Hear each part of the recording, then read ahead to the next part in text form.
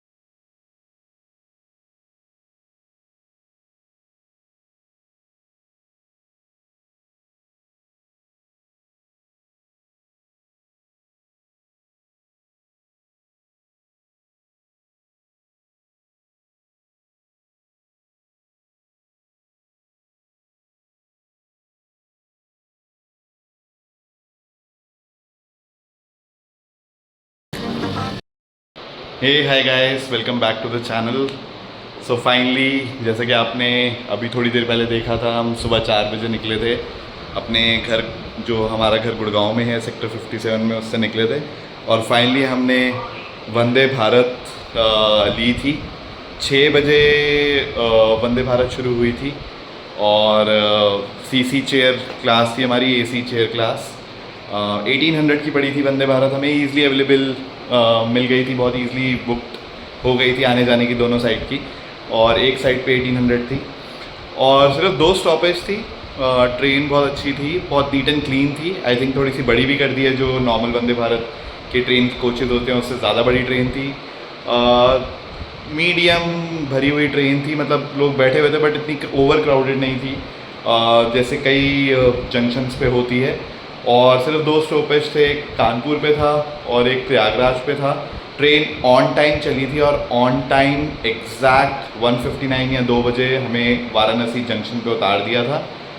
और meals train में breakfast मिला था, आई थिंक आपने अभी वीडियो में देखा होगा, चाय भी मिली थी, कॉफ़ी मिली थी और लंच मिला था और लास्ट में हमें आइसक्रीम भी मिली थी। और सीनिक व्यूज़ थे throughout the route. I think 866 kilometre है दिल्ली से वाराणसी जंक्शन। तो अब बस दोपहर के कुछ 3 बज रहे हैं, हम होटल पहुंच चुके हैं। ये है हमारा होटल गोल्डन लोटस और ये यहाँ पर खजूरी कॉलोनी करके, आई थिंक रेलवे स्टेशन से जस्ट 2.5 to 2.6 किलोमीटर्स की दूरी पे है। और this is like ambassador sweet जो हमने बुक किया है अगले 2 दिन के लिए। तो हम टोटल 3 दिन रहेंगे वाराणसी में। आई थिंक मंडे की हमारी वापसी है अगेन वंदे भारत से। तो होटल बहुत सही है। होटल में 2 रूम्स हैं, एक लिविंग एरिया है और एक बेडरूम है और साथ में एक well maintain neat and clean bathroom है, जो कि एक्चुअली जर्नी में एक बाथरूम नीट एंड क्लीन चाहिए और एक बेड नीट एंड क्लीन होना चाहिए। सो अब चलिए व्यूज़ पूछते हैं कि होटल कैसा लगा है। और होटल का स्टाफ बहुत अच्छा है, बहुत पोलाइट है। आई थिंक उन्होंने गाइडेंस भी हमें अच्छे से दी है। अभी थोड़ी देर में जब हम बाहर निकलेंगे, प्रोबेबली हम गंगा आरती देखने जाएंगे और क्रूज़ भी करेंगे। थोड़ा फ्लड टाइप सिचुएशन है इस वक्त वाराणसी में। नॉर्मल है वाराणसी, बट जो गंगा रिवर का बहाव है वो काफ़ी ऊपर तक है।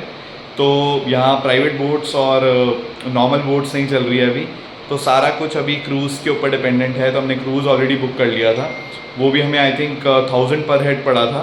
और it's not a private cruise, public cruise ही है, बट उससे आपको सारे 80 के 80 घाट दिखाते हैं। वाराणसी में जो भी 80 घाट हैं, 80 या 84 घाट हैं, सॉरी माफ़ कीजिएगा, है ना। तो अब व्यूज़ जानते हैं अपनी फैमिली से। और मेरी मम्मी का बर्थडे है, तो मम्मी के लिए सरप्राइज़ था ये ज्योतिर्लिंग। तो पहले ये जानेंगे कि इनको यहाँ होटल कैसा लगा है और जर्नी वंदे भारत की कैसी थी। सो फैमिली कौन बताएगा पहले? होटल बहुत नाइस है, बहुत नीट एंड क्लीन है और दिल देख के बहुत अच्छा लगा। और दिल्ली तमन्ना थी कि एक दिन हम काशी विश्वनाथ जी के दर्शन करें, जो आज बाबा की कृपा से पॉसिबल हुआ है। और हम कल सुबह मॉर्निंग में काशी विश्वनाथ जी के दर्शन करेंगे और आपको भी कराने की कोशिश करेंगे। और फाइनली अभी दोपहर के 4 बज रहे हैं और ये वाराणसी की तूफान जैसी धुआंधार बारिश हो रही है। पिछले 3-4 दिन से हो रही है वाराणसी में बारिश और गंगा नदी भी एकदम उफान पे है। मौसम बहुत बढ़िया है। अभी सिर्फ 4 बजे हैं, ऐसा लग रहा है शाम के 6-7 बज गए हैं। फिर माता जब थक गई तो उन्होंने जोर से कटार फेंका और यहाँ पे आके गिरा। तो उस वजह से हसी नदी का ओरिजिन इस समय बहुत फ्लडेड है। गंगा जी का वो देखिए, करंट देखिए, बहुत सही समय पे आए, बहुत सही समय पे आ गए। कैसे महादेव ने पहुंचा दिया। And the biggest contributor in this process of reconstruction of Kashi were the Marathas of Maharashtra. हम सभी के लिए काशी और शिव को एक दूसरे से अलग सोच पाना असंभव है। कहा जाता है कि काशी के कांता सब शिव शंकर, लेकिन यह भी एक सत्य है कि काशी भगवान शिव के आगमन से पूर्व भी एक पूर्ण विकसित नगरी थी। विश्व का प्राचीनतम जीवन शैली होने के बाद भी हमें कोई भी धरोहर 400 वर्ष से ज्यादा पुराना नहीं मिलता है। क्योंकि 12वीं सदी से लगातार 17वीं सदी के बीच 800 वर्षों तक काशी पर अनेक आक्रमण हुए और इस दौरान हमारे सभी पुराने धरोहर नष्ट कर दिए गए थे। जयमानस का लास्ट वाला पार्ट जो है यही पे उन्होंने लिखा था। यहाँ उनके द्वारा स्थापित अखाड़ा है, जिम्नेजियम, लोकल अखाड़ा। दंगल मूवी देखा था ना आपने, वही वाला है। चलेंगे तो वो दिखाएंगे आपको, अंदर वॉक कराते हुए। ये सीवेज ट्रीटमेंट प्लांट है, जो सीवेज वाटर आता है उसको ट्रीट करके अंदर। अभी भी ये बहुत ऊपर है गंगा जी। अच्छा। तो इसको और बहुत नीचे जाना है। ये सामने जैन मंदिर। अच्छा, ये बनारस न केवल हिंदू लोगों के लिए बट ऑल्सो फॉर बुद्धिस्ट और जैन के लिए भी सेम इम्प्लीमेंटेड है। तो जैन लोगों के ये जो जैन के सुपार्श्वनाथ जी की जन्मभूमि है, यहाँ 4 तीर्थंकर हुए थे। 7th नंबर के सुपार्श्वनाथ, 8 नंबर के चंद्रपुर, 9th नंबर के श्रेयांसनाथ और 23rd नंबर के पार्श्वनाथ। अच्छा। इधर की तो माता आनंदमयी आश्रम। बढ़िया। जी, नाम अब घाटों के नाम आ रहे हैं। सभी घाटों के नाम। घाट्स बेसिकली क्या होते थे उसमें के राजा और ये लोग जो है, ये हुआ करता था एक समय के बाद वो अपना सब कुछ जो है उन्होंने इसको चेज सिंह गार्डन 1791 में यहाँ पे बहुत बड़ी वो रेवोल्यूशन फाइट हुई थी। अच्छा जी। ये आपके वाले मूवी है ना, ब्रह्मास्त्र मूवी का कौन सा गाना था? केसरिया। केसर, यहीं पे शूटिंग। अच्छा। वैसे डार्क हो गया नहीं, पर अभी वैसे नेकेड आई से तो बहुत अच्छा दिख रहा है। ये अघोर पिंड का ये पंचचूना अखाड़ा है। अच्छा। अघोर पिंड के जो अघोरी का मेन हेडक्वार्टर है। इस सामने में अभी ये सूर्योदय हवेली है, अमृतारा रोड का उनका। ये हनुमान घाट है।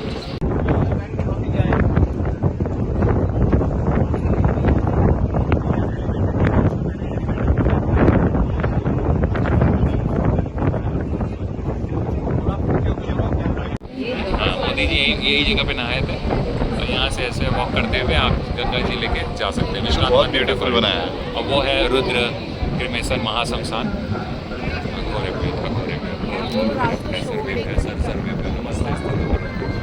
ये महादेव है। हम लोगों की आंखें उतनी वो है नहीं, लेकिन साक्षात शिव बैठे हैं वहाँ पे। आप उनको इमेजिन कीजिए कि महादेव बैठे हैं।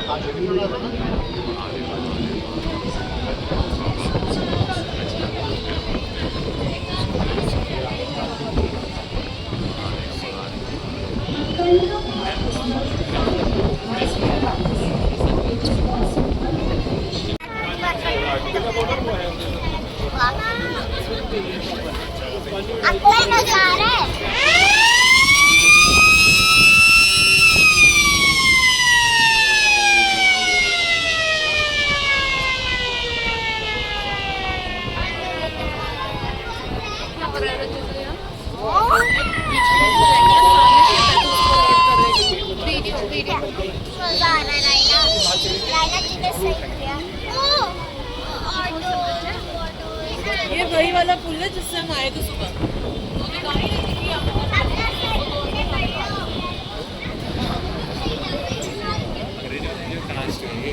कास्ट अंग्रेजों के द्वारा थी। हम लोग का तो वर्ण व्यवस्था थी। गाड़ी जा रही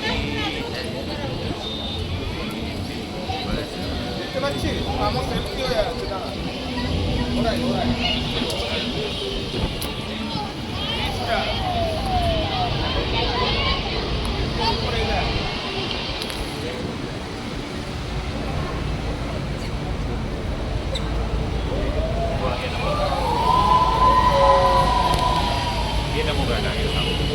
अच्छा। वो तो फैमिली वाला स्कल्पचर है, मियाँ बीवी बच्चा लेके पड़ा हुआ। जेंट्स के हाथ में सेक्रेट थ्रेड बंधे हुए कलावे और महिला के हाथ में बैंगल्स हैं। अब आपको लगेगा ये इसी के बगल में वरुणा और गंगा का संगम है। यही वरुणा टू 80, यही है वाराणसी। टोटल 6.4 किलोमीटर का स्ट्रेच है। यहाँ से घुमाएंगे आगे तरफ वरुणा नदी जो है। और यहाँ से 80 आ रही थी। उधर आएंगी ना आरती, हम सब लोग उधर अब उधर आरती आएगी ना। चल हम देखते हैं।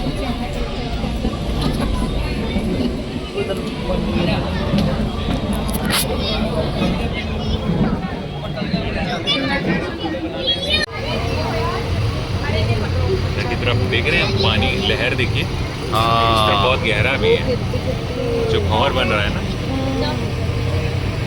तो ऐसा लग रहा है जैसे समुंदर। बीच में भंवर बन हाँ वहाँ पे गहरा है। हेलो ट्रैवल ट्राइब फैमिली, कैसे हैं आप सब। तो हम हैं अभी दशवमेध घाट, यहाँ पे हम इवनिंग आरती एंजॉय करने आए हैं। हम क्रूजिंग के थ्रू अपनी इवनिंग आरती एंजॉय कर रहे हैं, क्योंकि यहाँ पे अभी एज ऑफ नाउ बोट्स वगैरह सब बंद है, क्योंकि यहाँ पे गंगा का बहाव बहुत ज़्यादा तेज़ है, तो ये लोग बोटिंग नहीं चला रहे हैं एज ऑफ नाउ। सो हम लोग क्रूजिंग के थ्रू अपनी आरती एंजॉय कर रहे हैं, और हमने यहाँ पे 84 घाट्स भी देखे, तो हम कोशिश करेंगे आपको आरती और घाट्स दिखाने की। इसके बाद हम लोग जा रहे हैं काल भैरव टेम्पल, तो हम कोशिश करेंगे आपको वहाँ के भी दर्शन कराएं, क्योंकि अंदर कैमरास अलाउड नहीं है। हम कोशिश करेंगे आपको एटलीस्ट बाहर से ज़रूर दर्शन कराएं। हर हर महादेव।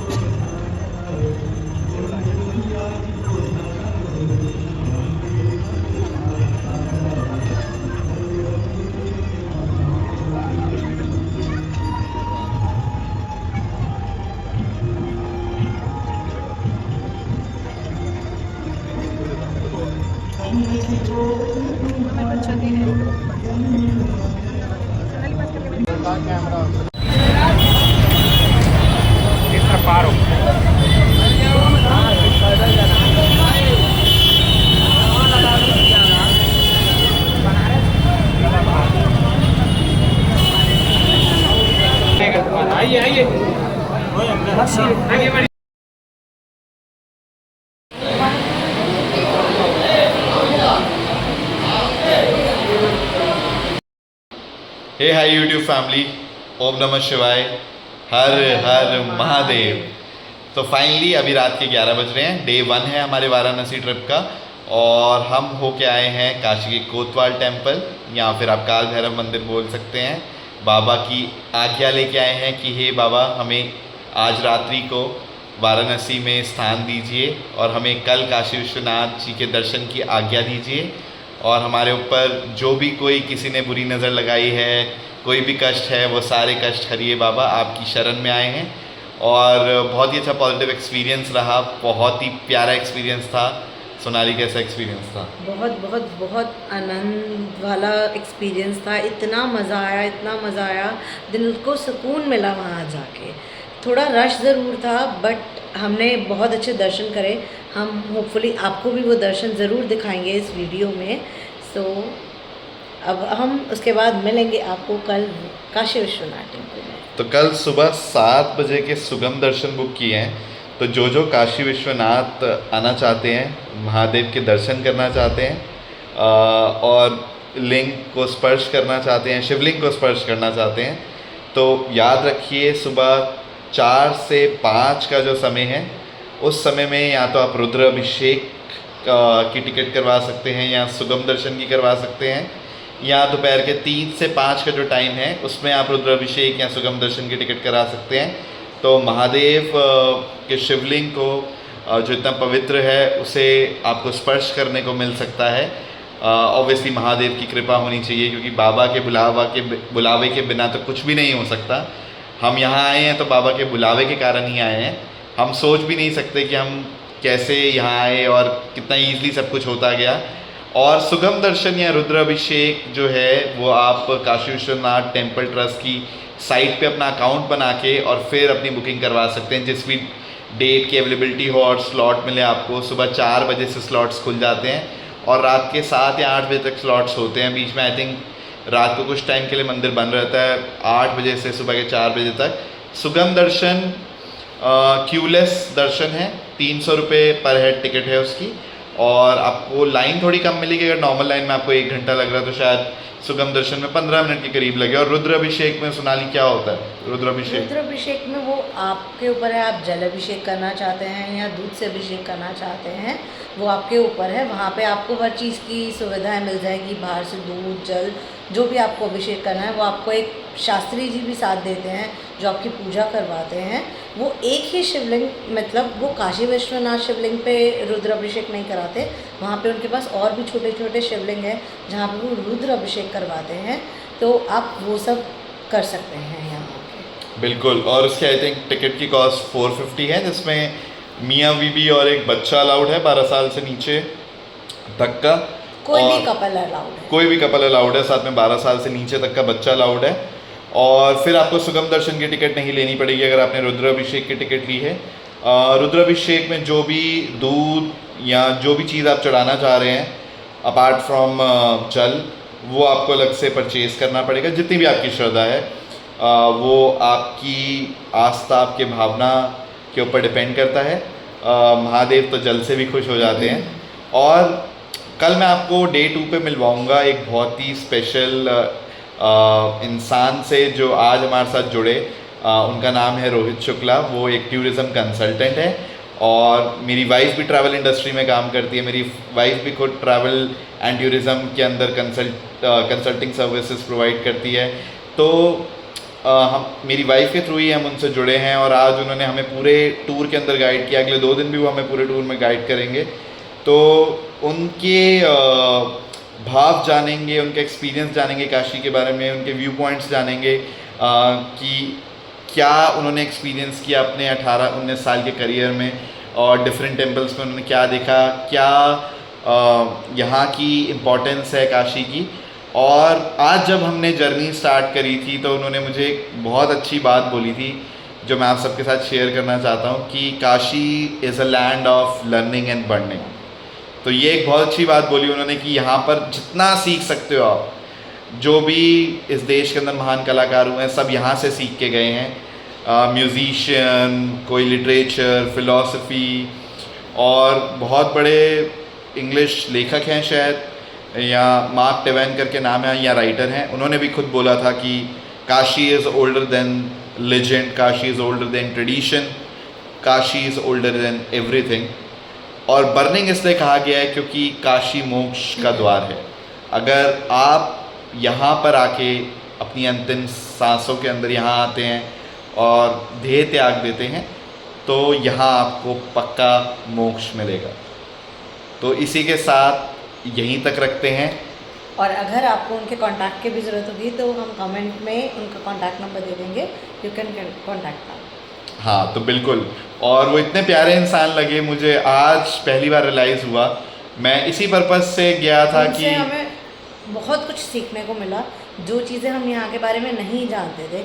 और पर्पसली हम भी जो वीडियोस में देख के आए थे, एक्चुअल में वाराणसी बहुत अलग है, बहुत ही अलग है। मतलब जो इतनी फैंटेसाइजिंग वीडियोस आती हैं और यूट्यूबर्स बना देते हैं डिफरेंट टाइप ऑफ वीडियोस, बहुत सिनेमैटिक इफ़ेक्ट्स डालते हैं, बट जितने एक्सपीरियंसेस आज उन्होंने शेयर करे, डिफरेंट मैं बोल सकता हूँ हर घाट के बारे में उन्होंने बताया, हर चीज़ को उन्होंने संस्कृत श्लोक से जोड़ा। और मुझे आज पहली बार कहीं ना कहीं ऐसे लगा कि मैं आया तो बनारस वीडियो बनाने था, बट उन्होंने मुझे जाने अनजाने में बहुत सारी चीज़ें सिखा दी।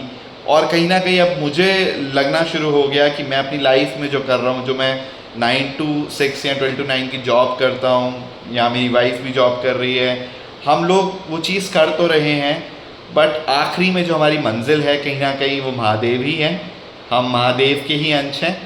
तो ये एक जो फीलिंग आज उनके थ्रू मुझे पता लगी और उनके विचारों के थ्रू, और इतनी ऑनेस्टी आज भी बसती है काशी के अंदर, तो वो एक बहुत अच्छा सर रियल एक्सपीरियंस मैं बोलूँगा।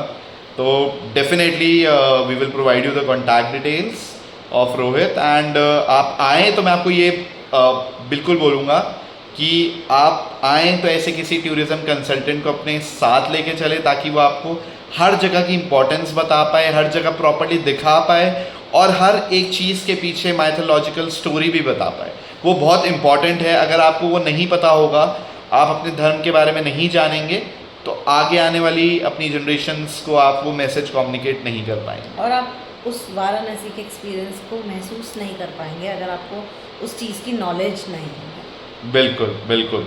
तो एक कहावत है कि इतने शहर देखे, इतने मोहल्ले देखे, इतने नगर देखे, बट जब काशी देखा तो काशी के दीवाने हो गए।